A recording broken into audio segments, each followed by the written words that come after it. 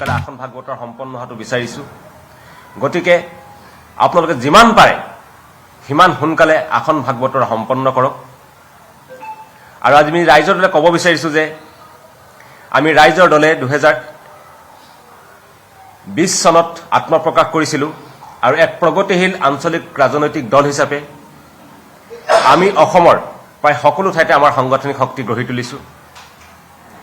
এক প্ৰগতিশীল আঞ্চলিক ৰাজনৈতিক দল হিচাপে আমি যেনেকৈ ডিব্ৰুগড় তিনিচুকীয়াত আমাৰ সংগঠন গঢ়িছোঁ, শিৱসাগৰত যেনেকৈ আমাৰ বিধায়ক জিকিছে, যেনেকৈ আমাৰ ধেমাজিত আমি সংগঠন গঢ়িছোঁ, একেদৰে আমি ধুবুৰীতো সংগঠন কৰিছোঁ, বৰপেটাতো সংগঠন কৰিছোঁ, বৰাকতো সংগঠন কৰিছোঁ, গোৱালপাৰাতো কৰিছোঁ, নগাঁৱতো কৰিছোঁ।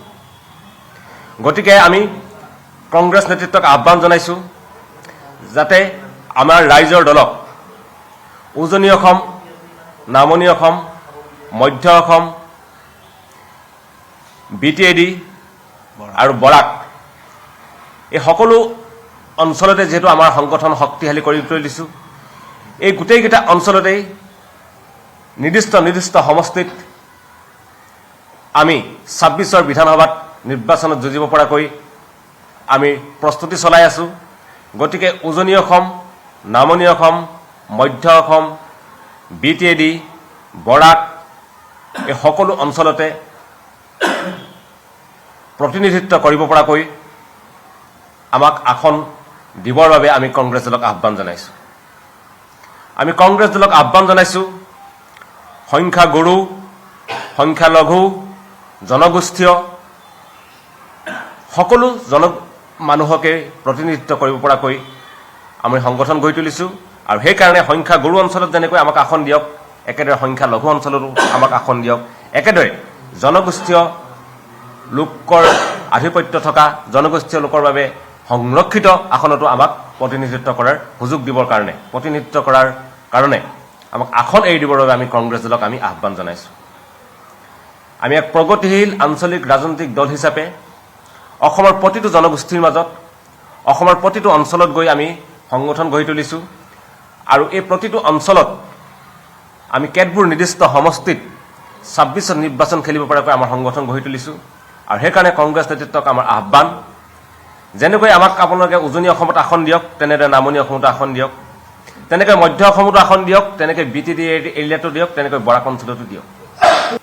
আজি আপোনালোকে জানে যে ৰাষ্ট্ৰীয় সংবাদ মাধ্যমত ৰাষ্ট্ৰীয় প্ৰেক্ষাপটত চৰ্চা চলিছে যে অসমৰ পৰা ধুবুৰীৰ কংগ্ৰেছৰ বিৰোধী ঐক্যৰ প্ৰাৰ্থী ৰকিবুল হুছেইন ডাঙৰীয়াই অভিলেখ সংখ্যক 10 লাখ ভোটত জয়লাভ কৰিছিল, 10 লাখতকৈ অধিক ভোটত জয়লাভ কৰিছিল। এই যিটো অভিলেখ সংখ্যক যিটো জয়লাভ কৰাৰ মাৰ্জিন, এই মাৰ্জিনটো সম্ভৱ হৈছিল একমাত্ৰ অখিল গগৈ ডাঙৰীয়াৰ। আপোনালোকে সকলোৱে জানে যে কংগ্ৰেছৰ দিল্লীৰ নেতৃত্বক, ৰাজ্যিক নেতৃত্বৰ উপৰিও দিল্লীৰ নেতৃত্ব অখিল গগৈ ডাঙৰীয়াক অনুৰোধ জনাইছিল যে বদৰুদ্দিন আজমল ডাঙৰীয়াক পৰাভূত কৰিব লাগিলে অখিল গগৈ ডাঙৰীয়াৰ নিৰ্বাচনী প্ৰচাৰত অংশগ্ৰহণ কৰিব লাগিব। আৰু যি নিৰ্বাচনী প্ৰচাৰ হ'ব লাগিব এগ্ৰেছিভ, আক্ৰমণাত্মক এটা প্ৰচাৰ হ'ব লাগিব। আৰু সেইকাৰণে কেৱল ধুবুৰী লোকসভা সমষ্টিতে বদৰুদ্দিন আজমলক হৰুৱাৰ স্বাৰ্থত অখিল গগৈ ডাঙৰীয়াই 44খনতকৈ অধিক নিৰ্বাচনী প্ৰচাৰ চলাইছে। ঠিক তেনেদৰে যোৰহাট লোকসভা সমষ্টিটো অনুৰূপ ধৰণে ঘৰে ঘৰে গৈ অখিল গগৈ ডাঙৰীয়াৰ নেতৃত্বত ৰাইজৰ দলৰ সকলো কৰ্মী কৰ্মকৰ্তাই দিনে নিশাই কাম কৰিছে যাতে আমি অসমৰ আঞ্চলিকতাবাদৰ হৃদপিণ্ডস্বৰূপ যাতে যোৰহাট লোকসভা সমষ্টিটো আমি আমাৰ বিৰোধী ঐক্যৰ প্ৰাৰ্থীক জয়লাভ কৰিব পাৰোঁ। আৰু এইটো সম্ভৱ হৈছিল যে আমাৰ ৰাইজৰ দলৰ যিগৰাকী সভাপতিগৰাকীৰ নিৰবিচ্ছিন্ন নেৰা নেপেৰা নিৰ্বাচনী আক্ৰমণাত্মক নিৰ্বাচনী প্ৰচাৰ। আৰু সেইকাৰণে আমি আশা কৰিছোঁ যে